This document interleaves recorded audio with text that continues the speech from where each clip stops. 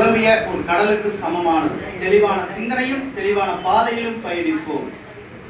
பிறப்புக்கும் எல்லாம் உயிருக்கும் என்ற கொள்கையின் அடிப்படையில் நம் அனைவரும் ஒன்றிணையாற்றிய தங்க தளபதி விஜய் அண்ணாவின் நல்ல ஆசீர்வாதத்தோடும் பொதுச் செயலாளர் அண்ணன் ஆனந்தன் அவர்களின் ஆசீர்வாதத்தோடும் திருப்பூர் மத்திய மாவட்டம் தலைவர் அண்ணன் பாலமுருகன் அண்ணாவின் ஆசையோடும் என்னை ஊக்குவித்து வரும் அருமை நண்பர் ஆஞ்சி அண்ணா அவர்களுக்கும் மற்றும் இந்த அரசு பயணங்கள் என்னுடைய தோழர்களுக்கும் தோழியர்களுக்கும் அக்காமார்களுக்கும் என்னுடைய அண்ணன்மார்களுக்கும் தம்பிமார்களுக்கும் தோழர்களுக்கும் தோழர்களுக்கும் என்னுடைய முதல் வணக்கம். என் பெயர் கார்த்திக்ராஜ். நான் திருப்பூர் மாவட்டம். இதை அம்பேத்கர் சொன்னது போல ஒருவன் முதலை மக்களை பக்குவப்படுத்த வேண்டும், அவனை ஒன்றிணைக்க வேண்டும், அவனோடு எழுச்சியை உண்டாக்க வேண்டும். என்னுடைய தங்க தளபதி விஜயனா முதலில் ரசிகர் மன்றம் வைக்கும் பொழுது அனைவரும் ஒன்றிணைத்தார். விஜய் மக்கள் இயக்கமாக மாறினது, அனைவரும் பக்குவப்படுத்தினார். தமிழக வெற்றி கழகம் என்ற ஒரு கட்சியை ஆரம்பித்தார், அனைவரோடும் நம்மளோடும் எழுச்சியை தூக்கினார்.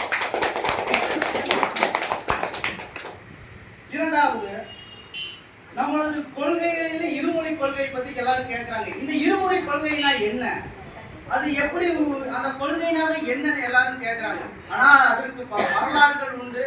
இருந்தாலும் அதை மிகவும் விரிவாக பேசுவது அவ்வளவு எளிதான காரியம் அல்ல. இருந்தாலும் 1-2களை மட்டும் தொட்டி பேசி செல்கிறேன். 1937ஆம் ஆண்டில் ஆங்கிலேயர்கள் இந்தியாவுக்குள் ஒரு சட்டத்தை கொண்டு வந்தார்கள். அனைவரும் இந்தி மொழியை ஏற்றுக்கொள்ள வேண்டும் என்று. அதாவது மும்மொழி கொள்கை, அதற்கு இந்தி திணிப்பு. அனைவரும் இந்தியை ஏற்றுக்கொள்ள வேண்டும், பள்ளி பாட புத்தகங்களில் இந்தியை கட்டாயப்படுத்த வேண்டும் என்று. அப்போதைய எதிர்கட்சியாக இருந்தவர் தந்தை பெரியார். அதை அவரும் நீதி கட்சிகளும் எதிர்த்து போராடினார்கள். 3 ஆண்டுகள் இந்த போராட்டம் நடத்த 1940ஆம் ஆண்டில் ஆங்கில பிரபு என்று அழைக்கப்படும் எஸ்பின் பிரபுவால் இந்த மும்மொழி கொள்கை ரத்து செய்யப்பட்டது.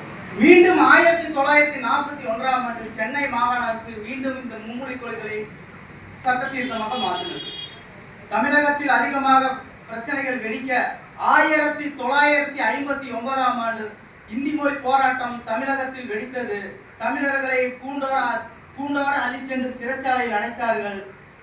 அங்கு 2 தமிழர்களுக்கு அடியும் உதையும் முழுந்து தன்னுடைய ரத்தத்தினால் சொட்ட கீழே கிடக்கிறார்கள். போராட்டத்தை வாபஸ் பெறுவீர்களா, இல்லை உங்களுக்கு சிகிச்சை வேண்டுமா என்று கேட்டார்கள். எங்களுக்கு சிகிச்சை தேவையில்லை, தமிழ்தான் தேவை என்று முதல் வீர மரணம் அடைந்தார்கள் நடராஜனும் தாளமுத்து என்கின்ற 1960ஆம் ஆண்டு முதலமைச்சர் மாகாணத்தில் மீண்டும் இந்தி மொழியை சமஸ்கிருத மொழியாக மாற்றப்பட்டது. அதற்கு தமிழர்களின் காந்த குரல் மிகவும் ஒலித்தது. அதுதான் அனைவரையும் திரும்பி பார்க்க செய்தது. தமிழர்கள் தங்களுக்குள் உரையாடிக் கொள்ள தமிழும் உலகத்தோடு உரையாடிக்கொள்ள ஆங்கிலமும் இருக்கும்போது நாங்கள் ஏன் இந்தியை கற்றுக்கொள்ள வேண்டும் என்று தமிழர்கள் அங்கங்கே முழக்கங்கள் விட்டார்கள்.